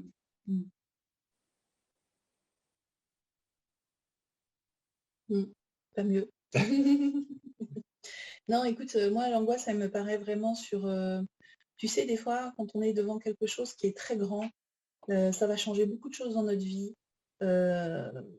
C'est angoissant parce que, comme on le disait tout à l'heure, l'être humain n'aime pas tellement changer, surtout quand il est dans quelque chose d'assez stable, assez confortable. Il n'a pas envie de tout remettre en question, même si c'est soi-disant peut-être pour quelque chose de mieux, il ne sait pas. Il dit on ne sait jamais, même quelque chose de soi-disant mieux, ça peut-être me faire plus de travail, plus de... Je sais pas, par exemple, plus de notoriété, ça peut être angoissant, tu vois, parce que les gens vont peut-être venir vers toi, vont peut-être te poser des questions, vont peut-être te solliciter. Et vont peut-être croire que tu es parfait. Voilà. Enfin bref, il y a plein de choses qui peuvent faire que même face à quelque chose de très bon pour nous, même souvent quand c'est face à quelque chose de très grand, eh bien, on a une espèce de peur panique qui fait qu'on ne veut pas le faire. On a l'impression que ça va nous demander un engagement trop important. En fait, on a peur de ce changement parce qu'on sent que en fait, c'est quelque chose de grand qui arrive. Après, je sens comprendre. Ok, je ne sais pas si vous m'entendez parce que... Si, c'est bon. Oui, ok. Merci pour la réponse. Oui, c'est l'écriture intuitive que je fais en général, mais du coup, ça me... Voilà. ça me bloque à certains moments de la peur de me tromper en fait, que c'est pas juste en fait. Tu écris quand en fait les gens te posent une question et tu réponds en écriture intuitive ou tu écris oui ou c'est simplement des choses qui t'inspirent et que tu écris En fait, je réponds en écriture intuitive. D'accord. Mais est-ce que tu as enfin, je ne sais pas si c'était la question que tu poser, est-ce que tu as le concept et tu l'écris ou est-ce que c'est en écrivant que tu vois les choses apparaître? En fait, j'entends et je tape tout ce que j'entends en fait. Tout ce que j'entends, je tape et selon qu'une personne peut me demander, ça va me dire que il faut aller faire un soin ou il faut aller faire. Enfin, ça fait bifurquer les gens sur différentes choses, mais je suis pas sûre de moi en fait. Oui, c'est ça. Alors, ce qui est important en fait, c'est qu'une fois que tu as écrit les choses, tu les relises. Et c'est en le relisant que tu vas sentir si c'est juste ou pas. En général, quand tu relis, tu vas sentir une autre énergie, tu vas sentir que tout est juste ou que ça te dépasse. Ou que, tu vois, c'est quand tu le relis que quand on écrit, on ne sait pas. Et c'est normal que ton mental soit dans l'angoisse que ça soit faux, parce que lui, il ne comprend rien de ce qui se passe. Il sait juste analyser des données, faire une déduction logique de quelque chose. Donc pour lui, tout est faux. Hein. Ça, c'est normal. Mais en tout cas, moi, quand j'écrivais, j'ai fait ça à un moment, et c'est vraiment quand je lisais mes messages après que je me disais, mais tout ça sort, en fait. Enfin, En fait, c'est ça, c'est pas toi, c'est pas toi, ta personne qui écrit, c'est ton être finalement qui s'exprime, c'est quelque chose de supérieur qui s'exprime à travers toi.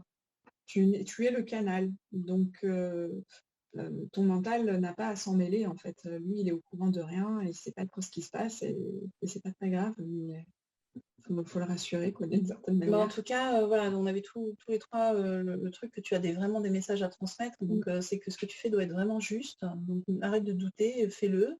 Et puis je te dis, si tu sais pas, relis tes textes, demande, des fois tu as le retour des gens après qui vont te confirmer. Et petit à petit, ça va te rassurer, ça t'aidera à aller plus loin, tu vois. Et dis-toi que tout ça, ça n'est pas ta responsabilité. Toi, tu transmets des messages, c'est Exactement. pas toi qui les écris en fait. Ça C'est passe ça. à travers toi. Et C'est ce que j'essaye de me dire. c'est la vérité. Mais tu seras toujours avec le doute, si tu veux, ton mental va toujours te dire que c'est faux, d'accord? Parce que pour lui, il ne sait pas d'où ça vient. Donc tu lui dis juste, ok, c'est peut-être faux, mais je donne quand même la réponse. Je sais que c'est faux, mais c'est pas grave, je donne la réponse. Quand et puis- même, hein, je suis d'accord, et en même temps, plus tu vas le faire, plus tu vas moins l'entendre. Ouais, il va se Tu vas calmer. moins l'entendre. Ben, c'est pour ça que je te disais de demander des retours aux gens ou de relire tes textes, parce qu'en fait, petit à petit, ton mental, à force de se dire, mince, tout le monde est content, ah, c'est des bonnes réponses, ça va le calmer, en fait. Tu vois, tu vas l'entendre de manière moins présente. Mais le doute total ne s'éliminera probablement pas. Enfin, voilà, tu t'en fous. Il faut faire avec un moment, tu vois. Tu l'entendras. Ouais. Ce après, sera un bruit de fond. Quoi. Oui, voilà, c'est ça. Au lieu de devenir une voix au premier plan qui te fait «Oh, mais qu'est-ce que tu dis pour qui tu te prends pour écrire ça tu te rends Qu'est-ce que t'en compte?» fais? Alors, Voilà, tu l'entendras plus comme une petite voix au fond, quoi. je voudrais juste ajouter une chose pour toi, c'est pense bien, comme on n'a pas arrêté de le répéter là ce soir, à te mettre dans le cœur avant de commencer à écrire. Oui. C'est très très très très important. Mm. Tu vas voir, ça va comme ça. La manière dont tu écriras aura une tonalité. Ouais, en tout cas, ça sera entendable. La personne pourra recevoir le message. Parce que des fois, on peut très bien aussi avoir recevoir des messages, avoir des intuitions, mais sans avoir préalablement ouvert son cœur. Et les messages, des fois, sont trop rudes pour la personne, même s'ils sont justes. Ils peuvent refermer quelqu'un au lieu de l'aider à s'ouvrir. Tu vois. Je Donc, comprends. pense bien à te mettre dans le cœur avant de commencer et ensuite tu tapes. Et après, si tu as vraiment un doute, par exemple, si tu te dis est-ce que je peux me permettre de dire ça à quelqu'un, demande parce que c'est probablement juste, mais la personne peut-être n'est pas prête à entendre ça. Tu peux demander est-ce que ça doit être révélé? Est-ce que vraiment je dois lui dire? Est-ce que Ok. tu vois? Quand tu as des doutes, quand tu dis vraiment non mais là, est-ce que je peux me permettre de dire ça à quelqu'un? C'est trop moi j'aimerais pas qu'on me le dise, par exemple. Et enfin tu vois, quand tu as peur de faire du mal avec ton message, tu pose cette question. Est-ce que c'est juste de lui dire? Parce que peut-être que le message est juste, mais que c'est pas juste de le transmettre. Ok. Et c'est un peu des garde-fous qu'on te donne. Ok. Ok. Ça marche. Merci. Merci beaucoup. Merci beaucoup pour ta question. Alors, qu'est-ce qu'on fait? On arrête ou on prend encore une question?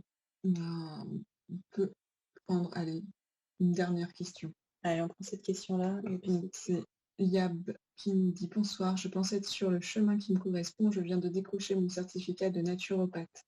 Félicitations. Bravo. Ouais. Pour autant, j'ai cette impression de flou, de manque d'ancrage qui m'empêche de concrétiser mon activité. Suis-je trop dans mon mental? Dois-je lâcher prise au risque de ne rien concrétiser?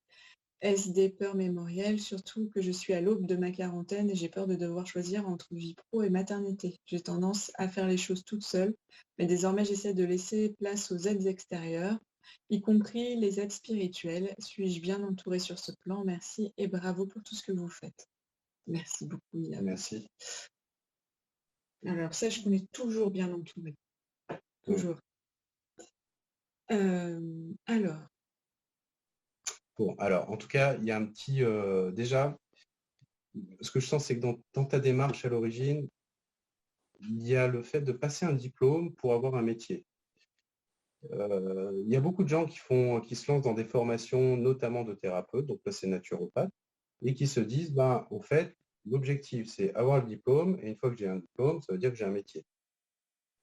Et en fait, ça ne marche pas comme ça. On peut très bien avoir un diplôme et jamais réussir à se constituer une clientèle. Donc, j'ai envie de dire, il va falloir chercher un petit peu plus à l'intérieur de toi. Là, j'essaie d'avoir des infos en même temps. Lance les choses en douceur. Et le plus important, c'est de savoir ce que tu souhaites apporter aux autres. De quelle manière tu souhaites le faire. C'est-à-dire que là, tu as un diplôme de naturopathe, mais si ton job, c'est appliquer à la lettre tout ce que tu as reçu,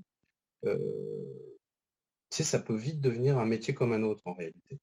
Et tu t'occupes de la santé des gens, c'est bien, ils sont contents, c'est bien, mais ça peut vite devenir un métier qui peut même finir par manquer de sens. Donc, tu as ton diplôme, maintenant, pose-toi la question, qu'est-ce que je veux vraiment apporter aux gens? Et comme ça, en te disant ça, tu vas orienter ta manière de pratiquer la naturopathie.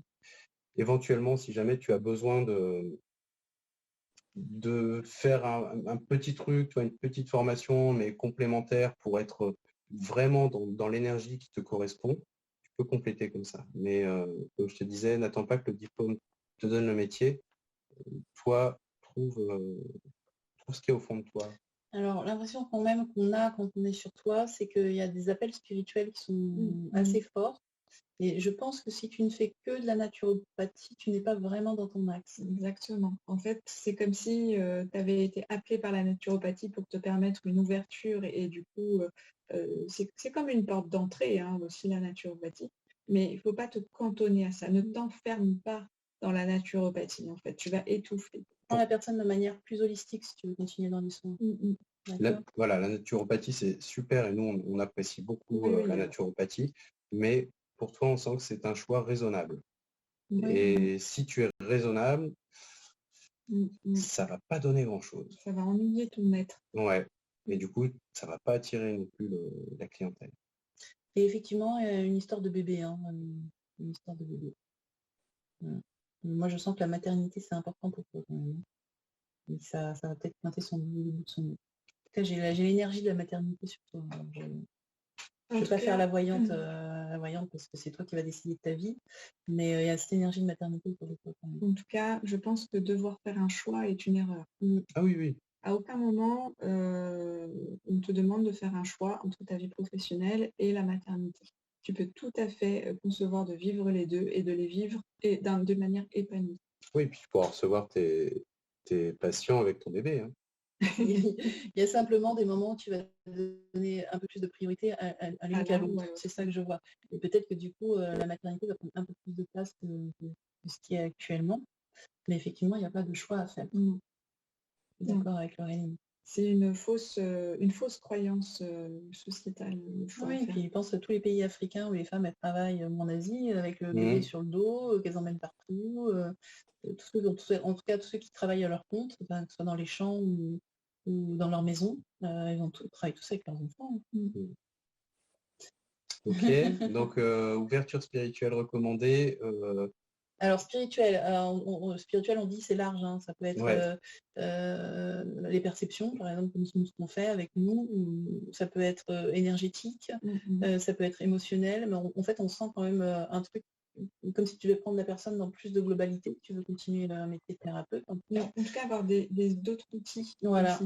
Tu as besoin de t'épanouir plus, et quand si tu veux ton épanouissement, ton rayonnement, ben, c'est ça qui va attirer le monde. Voilà, mais effectivement, il y a un appel spirituel, en tout cas pour toi, et du coup, ça va t'amener si tu le suis, à expérimenter d'autres choses, et du coup, forcément, d'apporter d'autres choses à la clientèle que tu auras.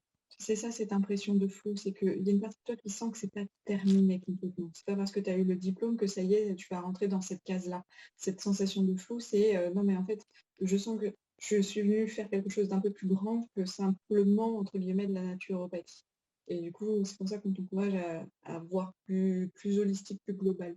Et du coup, pour raisonner un peu pour tout le monde, c'est ce que disait Nicolas au début, faut pas se laisser enfermer dans une case trop raisonnable, parce que à un moment, on passe à côté de ce qu'on est venu vraiment faire.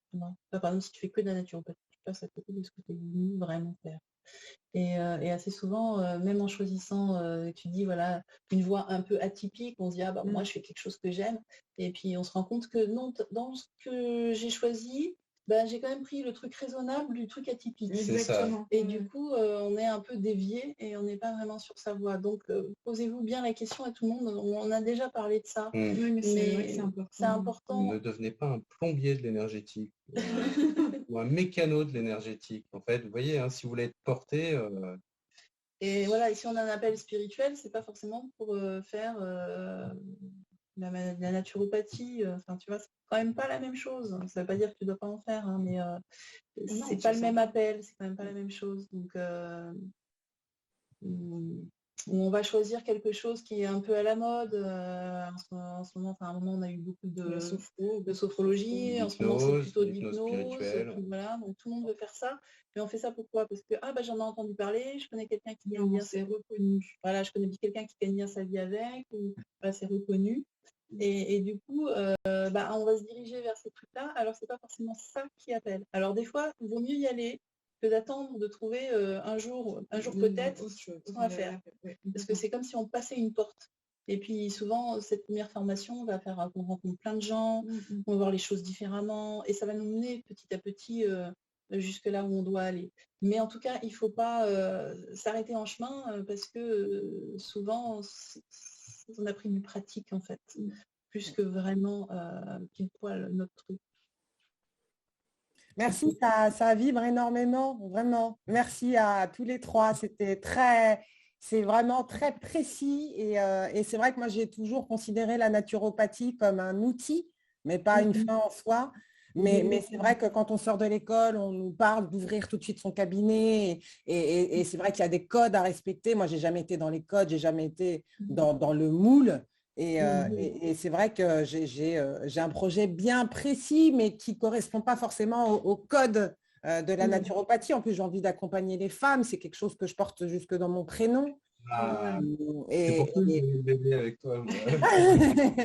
Voilà, et c'est vrai que voilà, je me rends compte qu'aujourd'hui, j'ai toujours pas mon cabinet, que j'ai pas forcément la clientèle que je veux, etc. Et ça m'angoisse de ne pas être, comment dire, de ne pas avoir l'allure de mes collègues, de ne pas être à la même vitesse que mes collègues qui ont déjà ouvert leur cabinet. Voilà, c'est juste ça, même si je sais que j'ai un projet bien plus global qui ne m'enferme pas uniquement dans la naturopathie.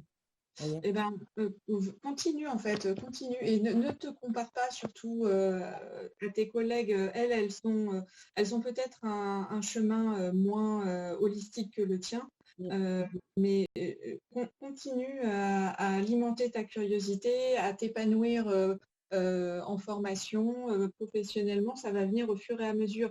rien ne t'empêche de continuer à, comment dire, j'allais dire de continuer à faire tes séances en naturopathie, mais agrémente-les aussi du coup des prochaines formations que tu vas faire, des outils que tu vas apprendre et tu vas voir, ça va prendre une autre forme, une autre tournure. De toute façon, c'est simple, à partir du moment où tu vas décider de suivre ce pourquoi tu es faite, ce fameux projet qui te porte, tu vas avoir les opportunités, tu vas avoir les formations, les personnes qui vont se présenter à toi et ce sera aligné. Ouais. Essaye, dans la mesure du possible, tu vois, on a beaucoup conseillé les personnes qui étaient dans la peur là pendant cette soirée, mais essaye de sortir de cette peur parce que c'est cette peur-là qui t'empêche du coup de développer aussi ton activité. Mais c'est ça. C'est ça. Pardon. Ouais, un petit pack à fin. Tu dois sonner le cloche de tout. Mais voilà, j'espère que j'ai été claire, mais c'est vrai que c'est très très important que tu gardes en vue ce qui t'anime en fait. Ouais, Donc, complètement. laisse de côté, j'ai tendance à dire enlevez vos œillères, mais là pour le coup, ne regarde pas ce qui se passe à côté. Ouais. Suis ton chemin, garde le cap. Ouais. Voilà. Ah, il est beau en plus. Petit chachou.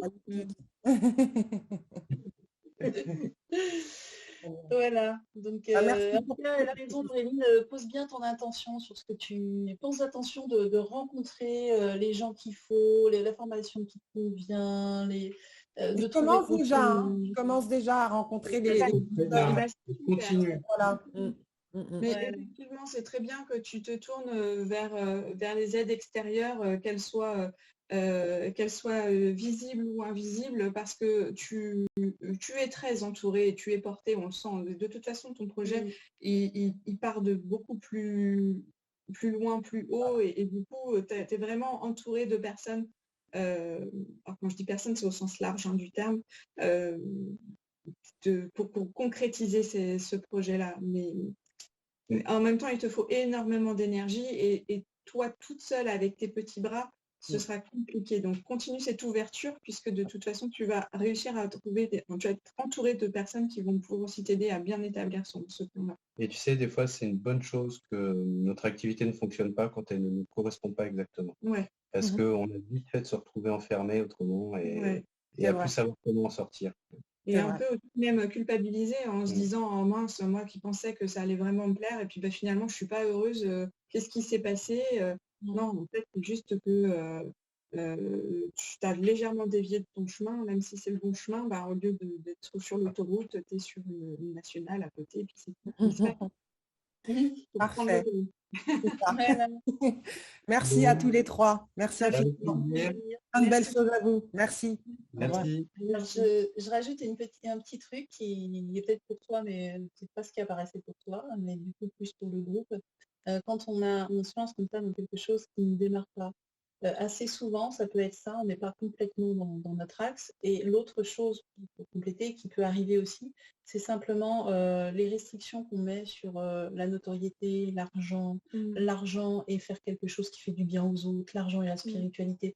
Donc ça peut être important aussi de travailler un peu tout ça avec un thérapeute, regarder voilà, tout ce qui ne va pas, ou même déjà sur soi, déjà faites votre auto-analyse et puis faites-vous aider s'il y en a besoin.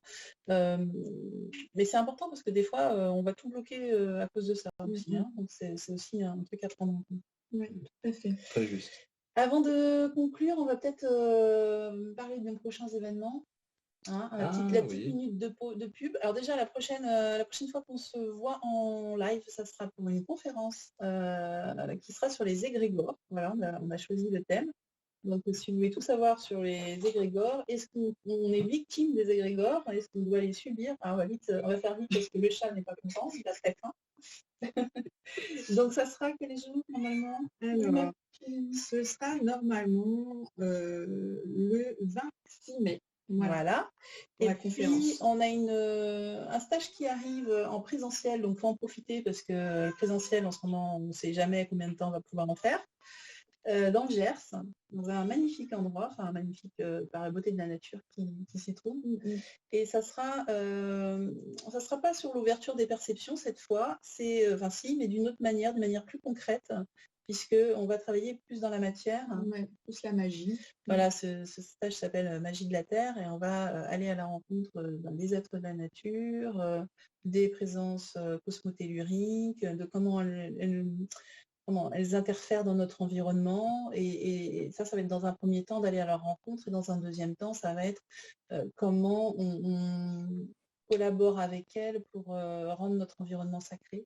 Pour recevoir des soins aussi. Recevoir des soins, enfin voilà. Donc il y a un côté très terre dans les perceptions qui est intéressant et ça on le donne qu'une fois par an. Donc si ça vous intéresse, il reste encore quelques places, mais c'est bientôt. C'est quand, Laurélie? C'est le 4, 5, 6 juin. Ça c'est le niveau 1 et après il y a après c'est le 1, 2, 3 juillet. Voilà. Donc premier niveau, c'est on ouvre ses ressentis, on apprend à ressentir plein de choses, à utiliser notre corps comme une antenne. Le deuxième niveau, tout ce qu'on a ressenti, c'est on l'utilise et on l'amène dans la matière pour changer l'énergie de notre habitat, pouvoir recevoir des soins ou faire plein de choses. Voilà. Pouvoir créer un lieu sacré comme une église chez vous, par exemple. Ouais. Enfin, pas dans toute la maison quand même, hein, dans un petit lieu bien défini. Faire voilà, des parcours qui permettent de justement changer sa fréquence vibratoire, soit pour aller vers plus d'élévation, soit au contraire plus de concrétisation. Enfin, tout est possible. Tout est possible, ouais.